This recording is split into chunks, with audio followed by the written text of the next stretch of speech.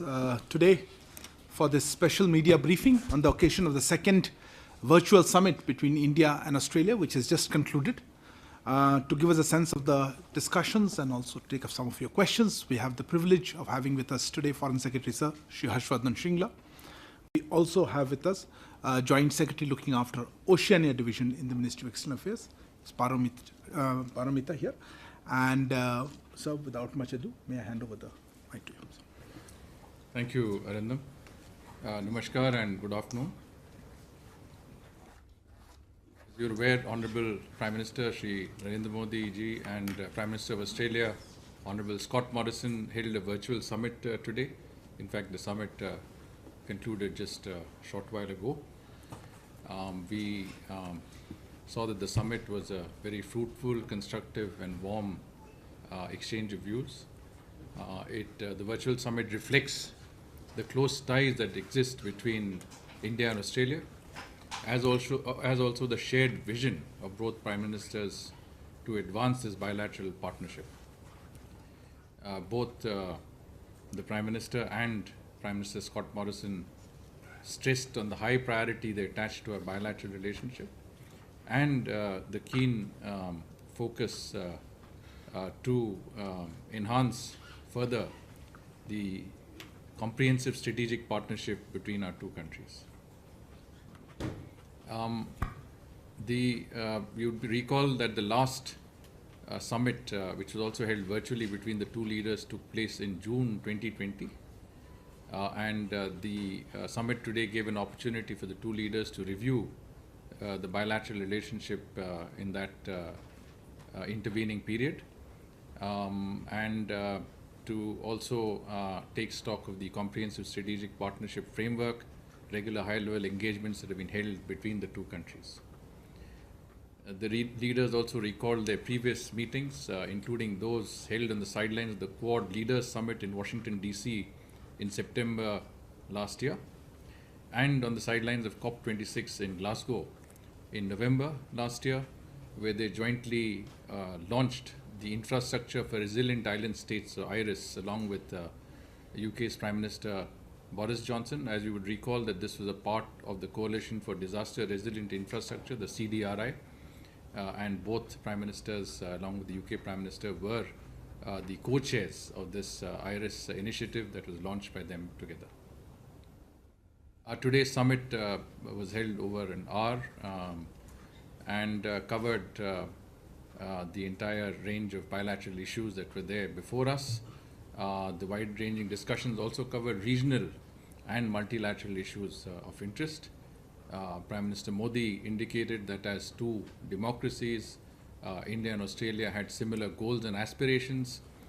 Prime Minister Scott Morrison welcomed India's 2023 G20 presidency and reiterated Australia's commitment to work closely with us on economic issues of global interest and concern.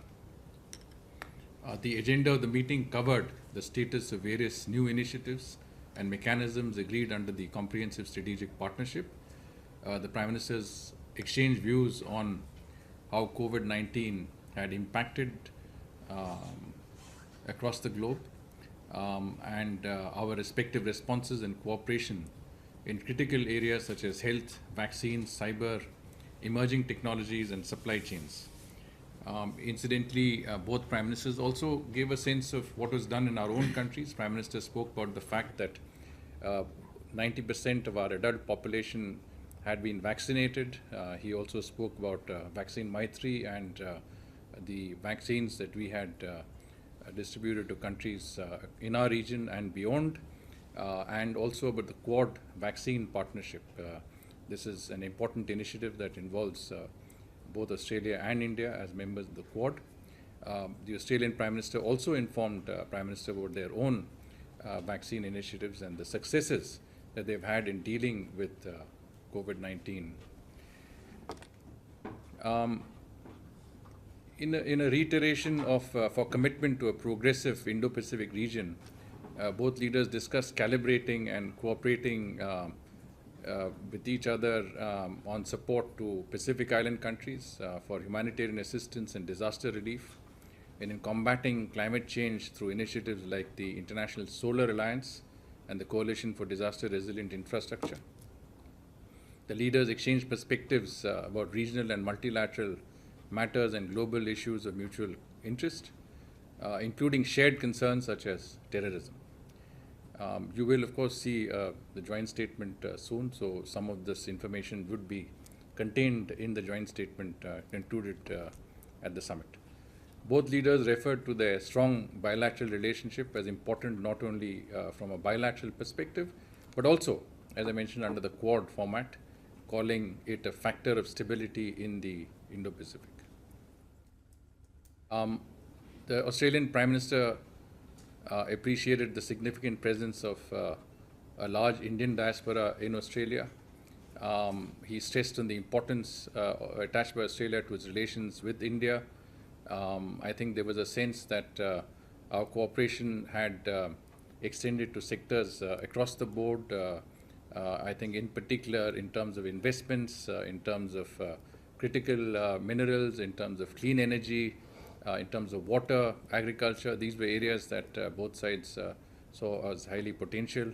And I think there was a call for facilitating migration and mobility for students and professionals between the two countries. There was a sense between both Prime Ministers that two important areas in our partnership related to people-to-people contact, especially the youth, in terms of education and in terms of tourism exchanges between both our countries. Science and technology was an important area of cooperation. The leaders welcomed the extension of the Australia-India Strategic Research Fund. It's an area of collaboration on science, technology, and research, and both Prime Ministers referred to it as a pillar of our collaboration in these areas. The Prime Ministers expressed commitment to build on the success of the 2021 India-Australia Circular Economy Hackathon. As you are aware, the hackathon was held last year, and essentially this involved a discussion of the circular economy, converting waste to wealth, and joint initiatives on new and renewable energy. And this is an area where the two Prime Ministers themselves had not only shown interest but also been involved in the concluding session. And a significant outcome of the virtual summit was a decision to hold annual summits at the level of the heads of government under the comprehensive strategic partnership. I think this is one major outcome. And Australia would be the third country with which India will have an institutionalized annual summit.